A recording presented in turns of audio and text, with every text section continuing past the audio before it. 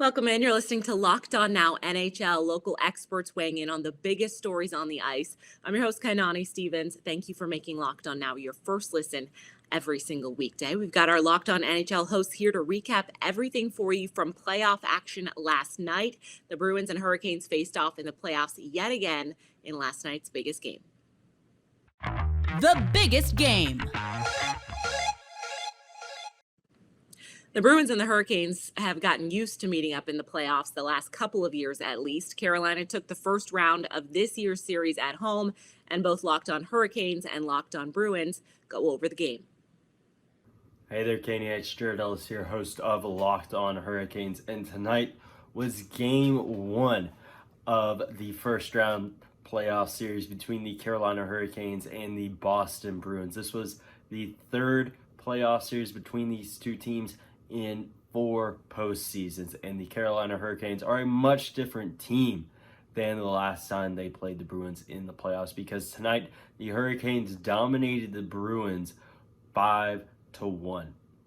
It was a little bit shaky in the first period, a little bit more in the Bruins' favor, but the Carolina Hurricanes were able to really find their groove in the second period, followed by rookie Seth Jarvis getting his first goal, and Antti Raanta, 32-year-old veteran netminder, getting his first career postseason start, being absolutely outstanding, well-deservedly winning the first star of the game. From the opening horn to the last one, he was outstanding all game long. And now we look ahead to Wednesday for Game 2, in which we'll likely see a Bruins team with some fire under them. They didn't like they got embarrassed tonight. So on to Wednesday, folks, and let's enjoy this 1-0 series lead.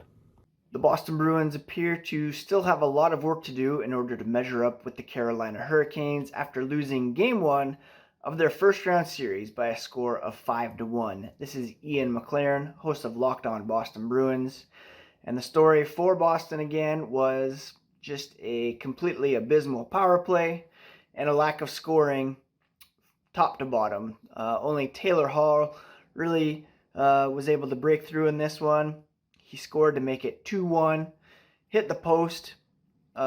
Shortly thereafter, the Bruins failed to tie the game, and then the Hurricanes scored 3 straight to seal Game 1.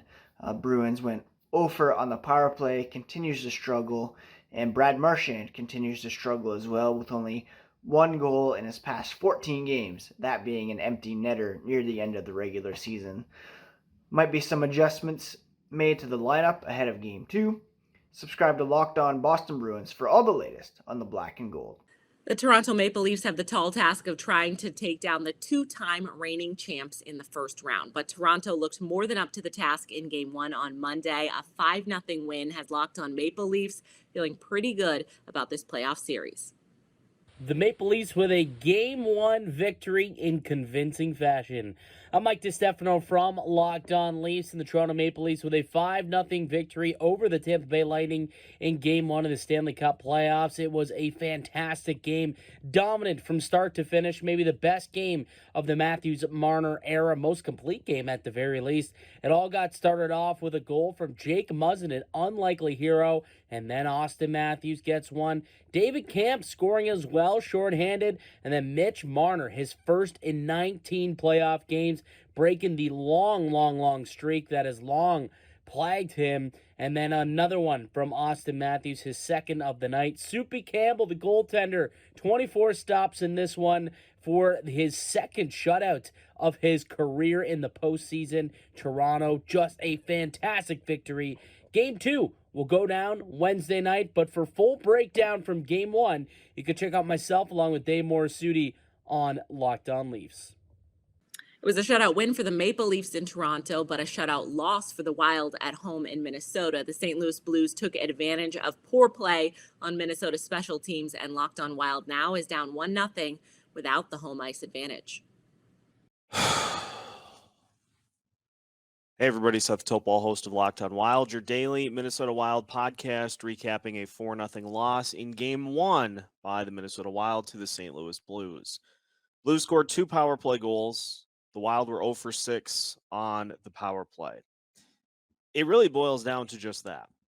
we said going into this series that the Wild had a chance to win if they were able to play in 5-on-5 situations, and that did not happen in this game. The Blues took advantage of their opportunities. The Wild didn't. The Wild got a lot of shots on net, not a whole lot of them quality shots. And it's a similar script to what we've seen as an unproven goalie stood on his head in game one.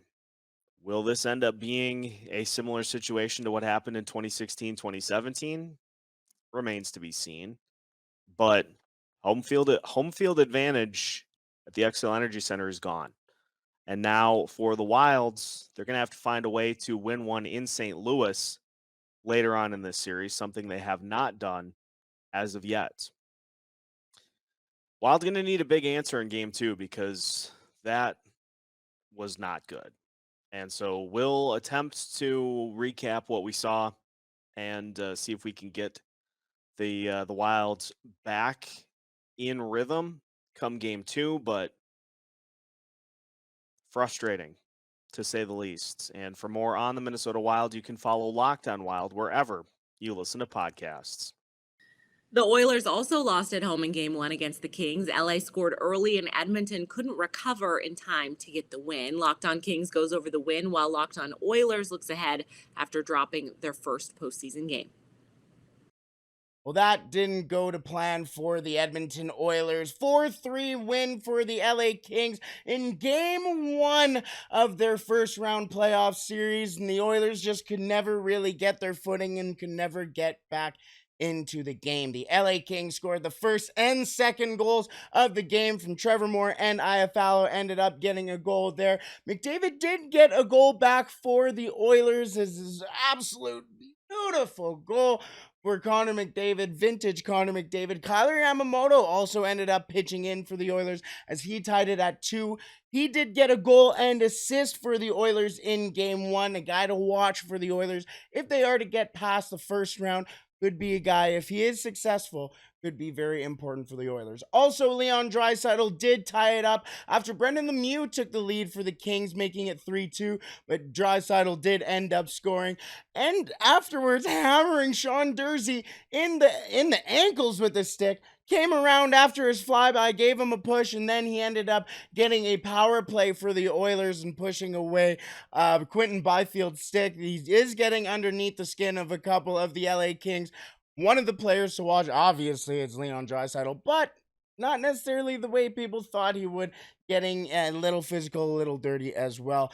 Philip Deneau, well, it looks like right now it is credited to Sean Durzi, the game-winning goal, but it looked like Philip Deneau did get a piece of it in front of the net. He did celebrate super hard. He is the guy that it seems like if the LA Kings are to get past the first round, it is probably going to be because of Anze Kopitar and Philip Deneau shutting down Leon and Connor. And that is kind of mostly what the LA Kings did against the Oilers in game one.